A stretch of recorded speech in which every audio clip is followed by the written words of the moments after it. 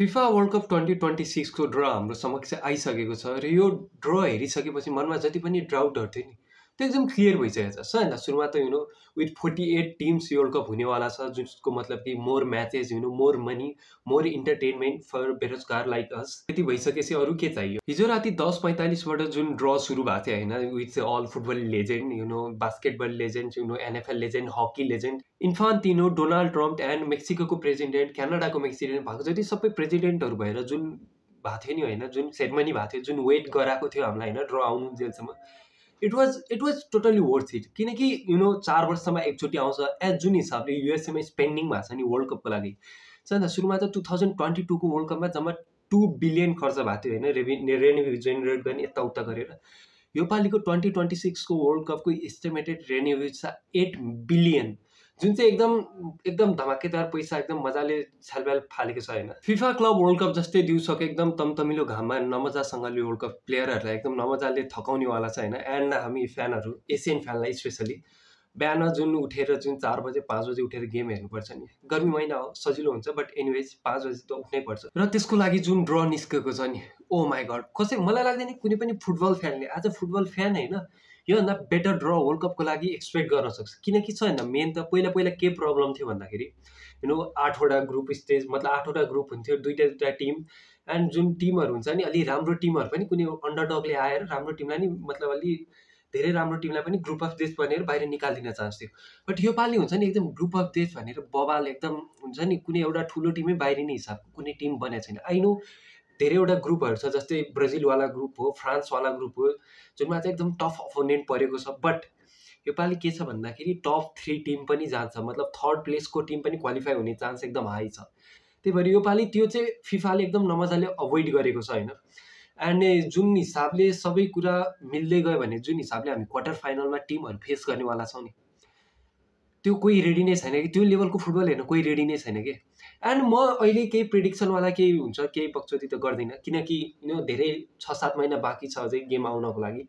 And लामो भएपछि injury त्यसले धेरै इफेक्ट पार्छ। एन्ड टिमको फर्म त्यतिखेर कस्तो हुन्छ, एउटा प्रिडिक्सन त त्यतिखेर छुट्टै गरौँला होइन। एउटा म्याच छ जसको प्रिडिक्सन नगरिकन चाहिँ बस्न सकिँदैन कि, जुन यदि सबै कुरा सबले आफ्नो ग्रुप स्टेज जित्दै गयो भने जुन मेस्सी र रोनाल्डो फेस गर्ने कुरो छ नि, ओ माई गड, त्यसमा चाहिँ एक डिटेलमा चाहिँ जानै पर्छ। सबैभन्दा त पोसिबल क्वार्टर फाइनल यदि सबले आफ्नो मतलब म्याचहरू जित्दै गयो, ग्रुप पनि टप गऱ्यो भने सबैभन्दा फर्स्टमा हामी देख्छौँ फ्रान्स भर्सेस नेदरल्यान्ड, अनि त्यसपछि नेक्स्ट म्याच हुन्छ Spain versus Belgium. I know Spain एकदम one of the favourite team हो होइन वर्ल्ड कप जित्नको लागि, and Belgium under new manager होइन, एकदम बेल्जियमको जुन एकदम पिकमा चढिसकेपछि जुन डाउनफल चलिरहेछ त्यो अलि एकदम गाह्रो नै छ। मेबी बेल्जियमलाई क्वार्टर फाइनलमा नदेख्न पनि सक्छ, त्यो आफ्नै ठाउँमा छ, बट भयो भने पनि एकदम बवाल हुन्छ होइन। एन्ड नेक्स्ट म्याच छ ब्राजिल भर्सेस इङ्ल्यान्ड, अनि यो गेम एकदम जुन हुन्छ नि, यो गेमले जुन इन्टरटेनमेन्ट दिनेवाला छ नि, ओ माई गड, एकपट्टि एन्चेलोटी एन्ड टुखेल होइन, एन्ड जुन स्क्वाडमा डेप्थ पनि छ ब्राजिल, एन्ड आई नो इङ्ल्यान्डसँग बढी छ बट ब्राजिलमा पनि कम्ती चाहिँ छैन। यो गेम हेर्न एकदम मजा आउँछ यदि भयो भने।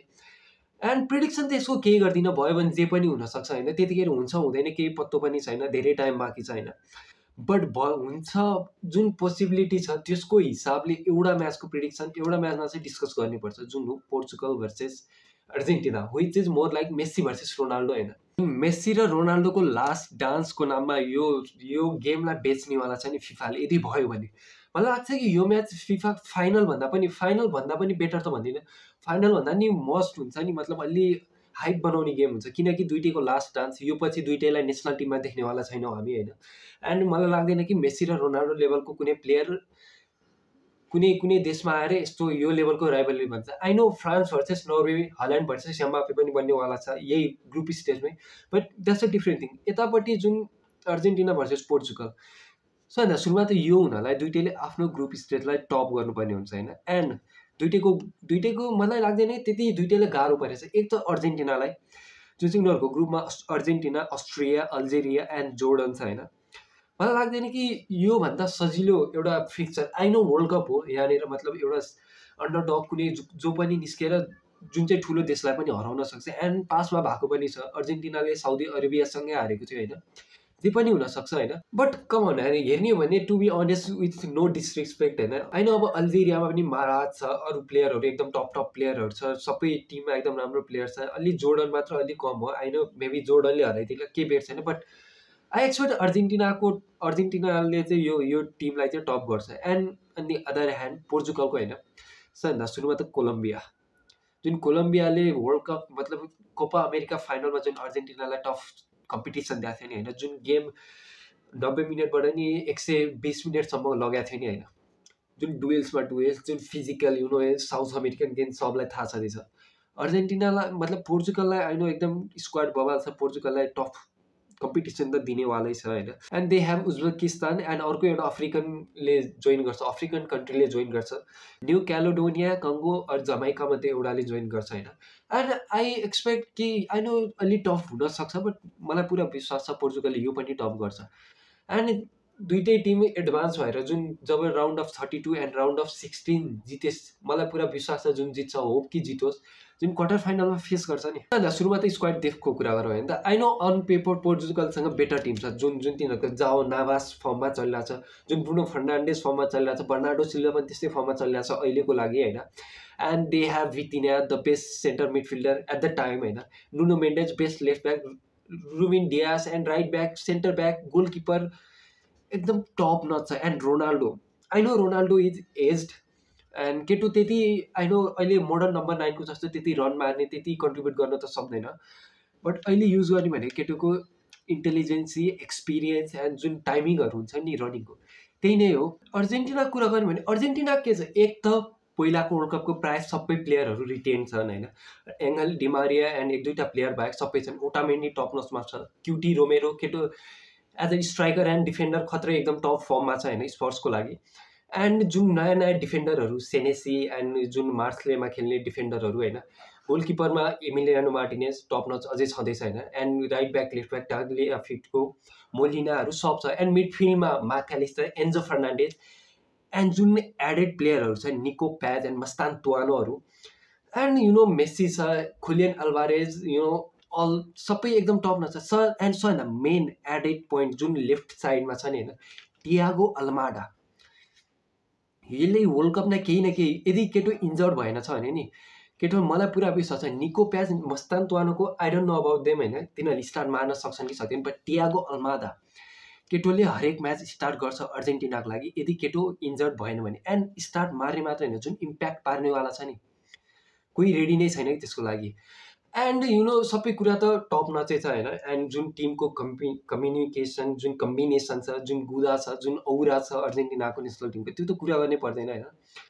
And the managers, Roberto Martinez पोर्चुगलको एन्ड लियोनल स्कोलोनी, दुइटै अब आई नो दुइटाको डिफरेन्स त भन्नु पर्दैन, केटोले नि एउटा बेल्जियमको एकदम टप नच टिमलाई म्यानेज गरेको थियो, एन्ड लियोनल स्कोलोनी उसको त केही कुरै गर्नु परेन होइन।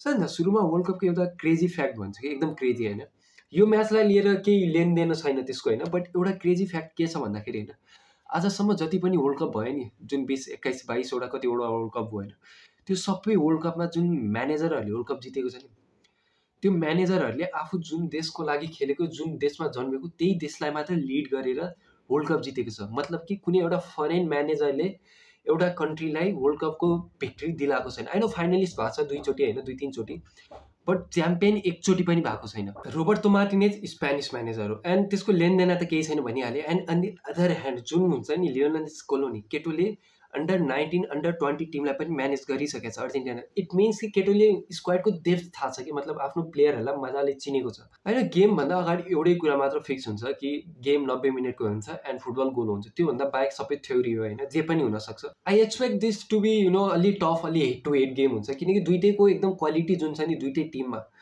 एन्ड दुइटैको कल्चर पनि अलि डिफ्रेन्ट हुन्छ होइन। एन्ड जे पनि हुनसक्छ। म प्रिडिक्सन गर्दिनँ किनकि धेरै टाइम बाँकी छ त्यसको लागि, बट यो म्याच हेर्न एकदम मजा आउँछ यार। आई थिङ्क म वर्ल्ड कप फाइनलको लागि भन्दा पनि यो म्याचको लागि अलि एक्साइटेड हुन्छु, किनकि जस्ट इमेजिन यार, दुईवटा प्लेयरमध्ये एउटाको लास्ट गेम एन्ड एउटा अगाडि एडभान्स हुन्छ र अर्को प्लेयर टनलबाट जुन इमोसनल हुँदै जान्छ नि, होइन it can be Messi, it could be Ronaldo, जो पनि हुनसक्छ होइन। बट एनिवे जो हुन्छ एकदम लास्ट डान्स एकदम रमाइलो हुन्छ कि हेर्नको लागि। अब यो सब क्वार्टर फाइनलको म्याचहरू त हुन्छ हुँदैन थाहा भएन, बट जुन ग्रुप स्टेजहरू भनेको छ त्यो सबैमा एकचोटि जाउँ हेर्न।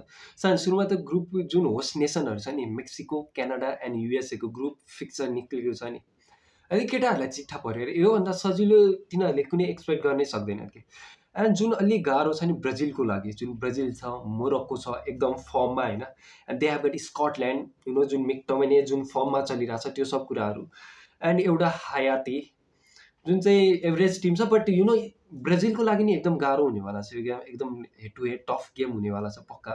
एन्ड ग्रुप ईमा छ Germany, Ecuador, Ivory Coast, Curacao. यो पनि एकदम त्यति आई थिङ्क अब जर्मनीले फाइनली 2 वर्षपछि, सरी दुईवटा वर्ल्ड कपपछि फाइनली ग्रुप स्टेजबाट पार गर्नेवाला छ, किनकि यो जर्मनीले पक्का गर्छ। होइन इक्वेडर सरप्राइज गर्न सक्छ, मेबी इक्वेडरले ग्रुप टप गर्ला, किनकि इक्वेडर एकदम सबैको अन्डरडग पिक छ होइन। And Germany with their coach, केटाहरूले युरो त खेलिसक्यो, युरोमा नि एकदम राम्रै पर्फर्मेन्स दिएको थियो।